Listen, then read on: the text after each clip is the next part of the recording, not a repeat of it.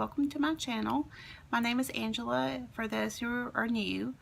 Tonight I'm going to be talking about potty training. I usually do on Mondays. I do Mommy Mondays, but tonight the house is nice and quiet, so I thought I would go ahead and film it tonight, being Tuesday night. I want to first say that I'm not a professional at this by no means, but I have potty trained about 50 kids between working in daycares for 5 years and my own kids. I haven't worked in daycare in about 15 years, but back in the day. The biggest thing I want to talk about first is readiness. Is your child, how to know if your child is ready. For me, when the child wakes up dry from in the morning, I think they're ready to be potty trained because they held it for however long they slept. So they are probably ready. If they do not wake up dry yet, but they show interest in it, then they're probably ready.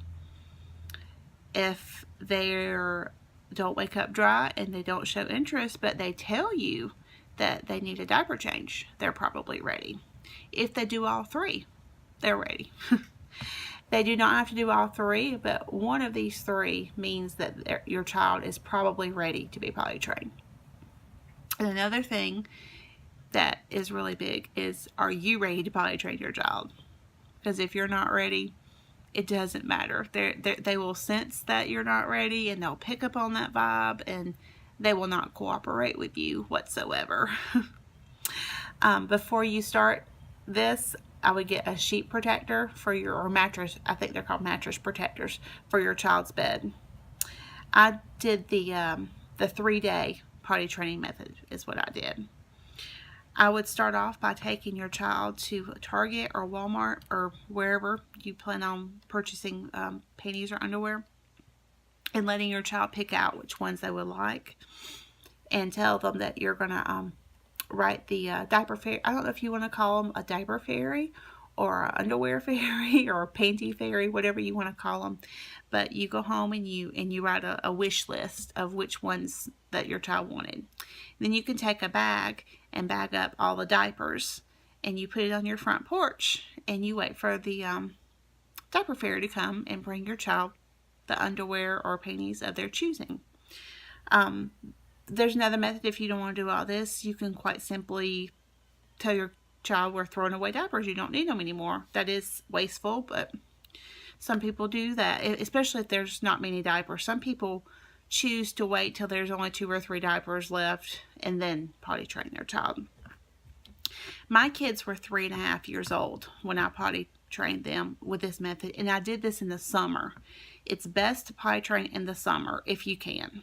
If your child shows readiness and it's wintertime, then I guess you do what you gotta do. But I prefer potty training in the summer because of the method that I'm going to discuss. The method I use is, like I said, you do away with diapers, you don't do pull-ups, you go straight to panties or underwear.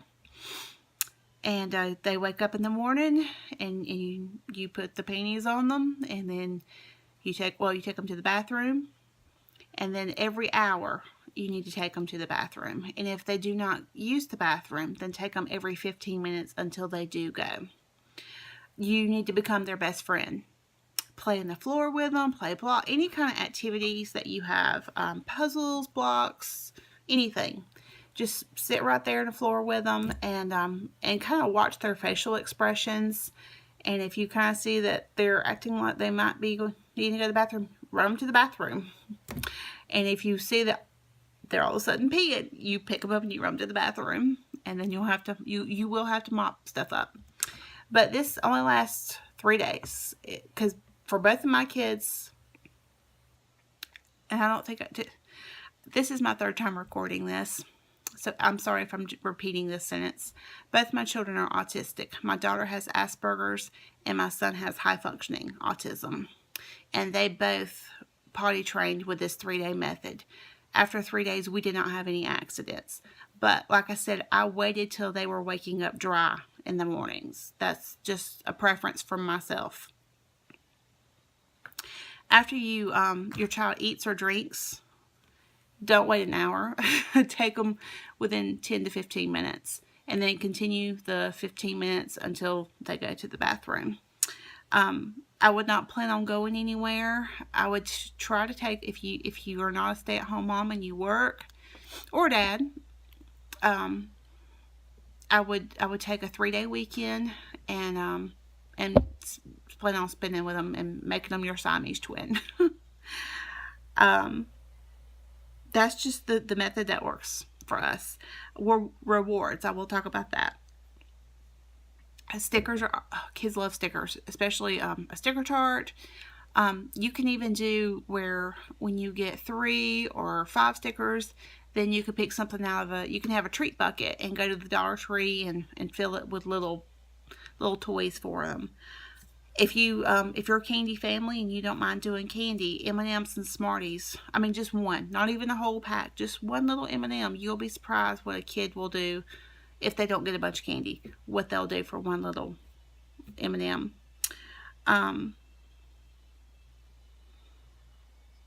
Something I guess I should talk about for boys personally, I would not teach my son to pee standing up until they have learned to poop in the potty. That is a mistake we made with my son Grayson. He would pee in the potty standing up, but we could not get him to poop in the potty. And the only way I got him to poop in the potty was to catch him in the act, and then he actually got to poop just a little bit, and then he was like, oh, that's how it gets in there, because he knew that poop went in the potty. He just couldn't figure out how to get it in there. Okay, I'm sorry if that was TMI, but we are talking about potty training. But that's just my little tip. I would not teach a boy to pee standing up until they have learned to poop in the potty. When I was working daycare, we did not do this method because it's 10 kids and you're having to potty train according to how the parents are potty training. And what I would do when I was in daycare was I took my kids every hour to go to the back. Well, I take it back. I didn't go every hour in daycare. In daycare, it was every 2 hours because I had 10 kids. And by the time I took them all to the bathroom, I would have been in the bathroom forever. But yeah, it was every 2 hours at daycare is the method we did. So if you're doing a at-home daycare, you'll just have to kind of figure out what works for you as far as that goes. This is just my suggestion on what works for me. I know there's a lot of forums. People are asking, oh gosh, it's time to potty train my child and this is not working and I don't know what to do.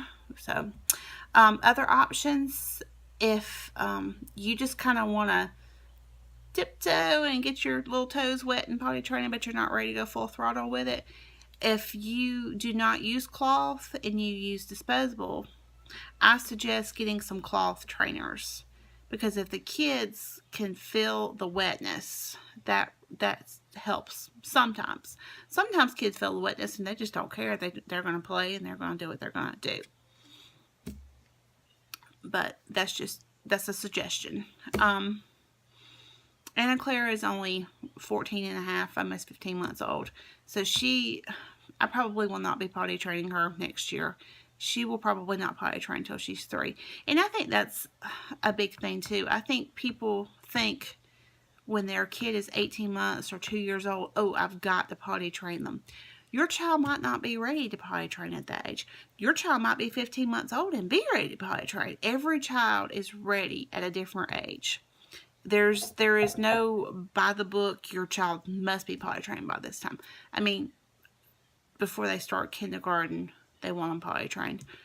Now, if you're going to start a nursery school, I think most of them want them potty trained. I don't know if it's 2 or 3. But if your child stays at home with you, I would not freak out if your child is 3.5, 4 years old and still not potty trained. It's 5 years old is when you have to really bite the bullet and really get with it. And some kids, their bladders are just small and they cannot make it through the night. So some kids might not ever wake up dry. I have talked to some mamas who have 7, 8-year-olds, and they have to wear the good nighties, and that's okay. I mean, it's something they can't help. If they have a small bladder and they just can't hold it, don't make them feel bad about having to do it at night. But the main thing is being potty trained during the day. If your child is not waking up dry, I would go ahead and still put pull-ups on them at night, because if they were successful all day long and then at night they had an accident, sometimes that can just shatter them. And you could just let them know, it's okay. You did great throughout the day, and it's okay. And you can ask them. I mean, at that age, 2 or 3 years old, they can start kind of making decisions themselves. You can ask them, do you feel ready to sleep through the night in your big girl, big boy underwear? Or you can just call it panties and underwear. Some people don't really want to call it big girl, big boy. Just communicate with your child. That's a big thing too with potty training, is communicating. Because potty training really has to be up to the child.